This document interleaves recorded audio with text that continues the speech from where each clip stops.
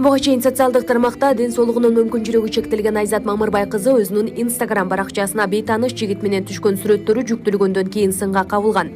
Интернет колдонуучулардын көбү Айзатка терс пикирлерин калтырып жаткан маалда Айзат Мамырбай кызы Суперкейжи порталына маек берген. Анда жолдошу Рустам Иманалиев менен пикир келишпестик жаралганын, азыркы тапта Ошто ата-энеси менен чогуу жашап жатканын жана сүрөттөгү бейтаныш мырза анын бөлөсү болорун маалымдаган. Айзат Мамырбай кызынын пикирин уккандан кийин экинчи тараптын да оюн угууга даяр экенибизди айтканбыз. Айзаттын жолдошу Рустам Иманалиевдин өтүнүчү менен анын пикирин уктук.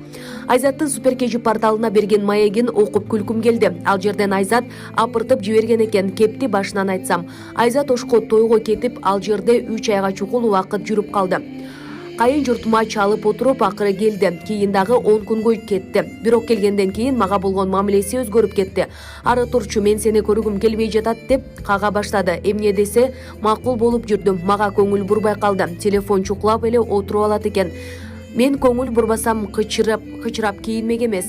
Телефон тууралуу айта турган болсом, биз Айтты боюнча курста окудук. Ал жерден бизге үйгө тапшырма беришет. Ноутбугум жакшы иштебегендиктен телефондон кароого туура келчү. Аялым кулак мээмди жеп отуруп, ал окуунунда аягына чыга албай калдым. Такси айдап иштейин десем, сени өлтүрүп кетишет, жаныңа башка кыздарды салып аласың деп иштетпей койду. Айзат уктап жаткан маалда анын телефонун көрүп калдым. Кызык болгондуктан TikTokко кирип отургам. Бир маалда билдирүү келди. Окуп алып жаман болуп кеттим. Телефонун талкалап жибергим келди. Бирок өзүмдү кармап телефонуна тартып алдым. Ошол учурда Айзат ойгонуп кетип, телефонун жулуп алды. Андан кийин эмне кылышты билбей, бир топко чейин кыйналдым. Бир маалда дүкөнгө барып коньяк алдым. Аны унаамда ичип отуруп уктап калган экенмин. Досум келип ойготкондон кийин үйгө барсам, Айзат түшкү саат 3кө чейин уктап жатып. Ошол учурда карындашым жана досум үйдө эле. Ал тамак жасап отуруптур. Биз тамак ичип отурган маалда кашыкты алып, Айзат жаткан бөлмөнүн эшигине бир нече жолу ыргыттым. Ал бир аздан кийин туруп келип сүйлөндү. Мен дагы бир ирет үстөлдү ургандан кийин ал жүрөгүмдү түшүрүп жатып, боюмдан түшүрөсүң деп кыйкырды. Мен кружканы алып үстөлдү койгулап жатканда Айзат дасторконду тартып жиберди да сыртка качып чыгып кетти. Досум аны алып кирүүгө аракет кылды окшойт. Бир маалда агасы менен келди. Экөө кичинекей баланы алдап жаткансып, фейк аккаунт турбайбы деп мени алдоого аракет кылышты. Андан кийин чыгып кетишкен. Ошол бойдон Айзат Ошко кеткен экен.